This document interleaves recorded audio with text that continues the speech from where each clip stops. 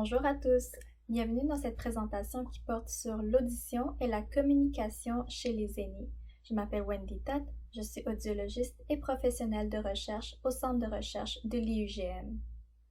Dans cette troisième capsule vidéo, nous allons faire un survol de quelques ressources technologiques disponibles pour les personnes ayant des difficultés auditives, notamment les appareils auditifs, quelques aides techniques et les moyens de communication à distance. Tout d'abord, qu'est-ce qu'un appareil auditif? Un appareil auditif est un appareil qui offre une amplification sonore personnalisée à la perte auditive de la personne malentendante. Bien que cela permet de corriger l'audition, cela ne redonne pas une audition parfaitement normale. Toutefois, vous allez quand même mieux entendre que si vous n'en portez pas. Alors, si vous avez un ou des appareils auditifs, portez-les. Par contre, assurez-vous qu'ils sont fonctionnels, car sinon, c'est comme si vous mettez des bouchons dans vos oreilles. En plus de porter des appareils auditifs, il faut aussi utiliser les bonnes stratégies de communication.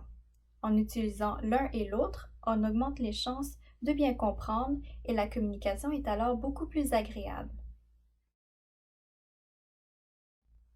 Mis à part les appareils auditifs, il existe aussi des aides techniques qui permettent de répondre aux besoins des personnes ayant des difficultés auditives. Les aides techniques sont des appareils conçus spécialement pour les personnes malentendantes qui aident à compenser ou à réduire certains inconvénients liés à la perte d'audition. Ici, on vous en présente trois très brièvement: les téléphones amplifiés, les systèmes d'écoute pour la télévision et les amplificateurs personnels. Le téléphone amplifié est un téléphone qui permet d'ajuster le volume du son et de la sonnerie, ainsi que de la tonalité. Il possède aussi des voyants lumineux qui nous avertissent quand on reçoit un appel. Les systèmes d'écoute pour la télévision sont des systèmes qui transmettent le son de la télé au volume désiré directement dans vos oreilles. Cela se fait via des écouteurs et ça vous permet donc d'écouter la télévision au volume désiré sans déranger votre entourage. Les amplificateurs personnels sont des appareils qui augmentent le volume des sons et qui permettent d'ajuster la tonalité. Ces appareils sont particulièrement utiles lorsque la personne malentendante ne possède pas d'appareil auditif ou lorsque ceux-ci ne fonctionnent pas. Pour avoir plus de renseignements sur les aides techniques, vous pouvez aller consulter un audiologiste. Présentement, avec la pandémie de la COVID-19, la communication à distance est de plus en plus privilégiée afin d'éviter les interactions directes avec les autres. L'utilisation du téléphone et des différentes applications et plateformes augmente de plus en plus car ce sont de bonnes façons de communiquer avec ses proches à distance. Cependant, ces moyens de communication peuvent avoir certains inconvénients lorsqu'elles sont utilisées avec des personnes ayant des difficultés à entendre.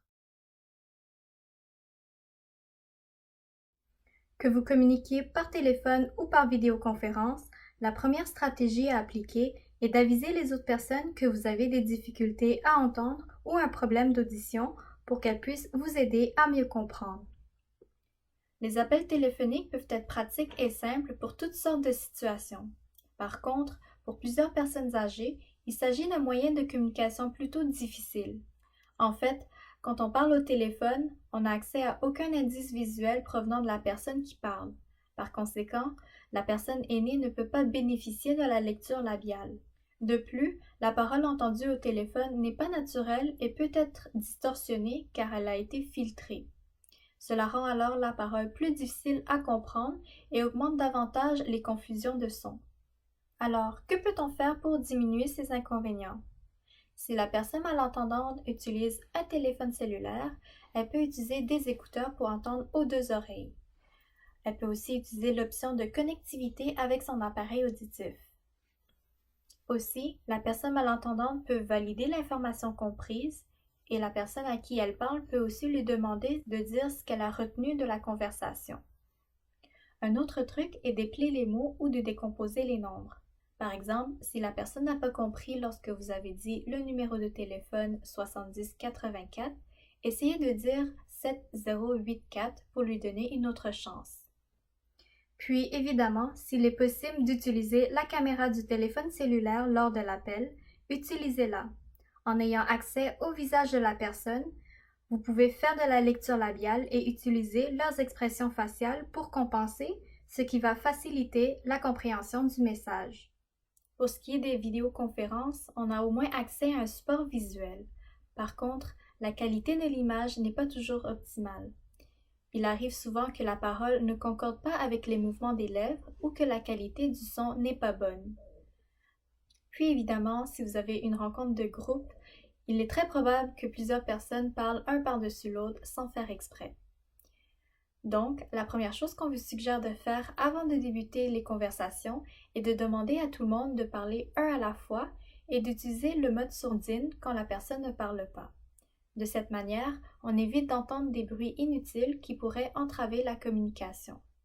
Puis, assurez-vous que la source lumineuse soit devant vous pour qu'on puisse bien voir votre visage. D'autres stratégies sont d'utiliser un casque d'écoute avec un micro et de suggérer des pauses ou des séances qui sont plus courtes. C'est important de mentionner qu'en plus de ce qu'on vient de voir ensemble, il faut aussi continuer à appliquer les stratégies générales comme réduire le bruit ambiant, préciser le sujet de conversation, faire des demandes ou répondre aux demandes de la personne aînée, comme reformuler le message en d'autres termes, répéter le message plus lentement, faire des phrases plus simples et plus courtes, et faire une pause entre chaque phrase. Si vous voulez avoir plus de détails concernant les stratégies de communication, vous pouvez aller consulter notre capsule numéro 2 qui porte sur ce thème. En résumé, nous avons vu qu'il existe des appareils auditifs et des aides techniques qui permettent d'améliorer la qualité de vie des personnes ayant des difficultés à entendre. Alors, si vous en avez, utilisez-les. Nous avons également vu quelques stratégies de communication à utiliser lorsqu'on communique à distance. Pour le téléphone, il s'agit d'utiliser des écouteurs, de valider l'information comprise et d'épeler les mots ou de décomposer les nombres. Pour les vidéoconférences, il s'agit de parler une personne à la fois, d'utiliser le mode sourdine lorsque la personne ne parle pas et d'avoir la source lumineuse devant vous.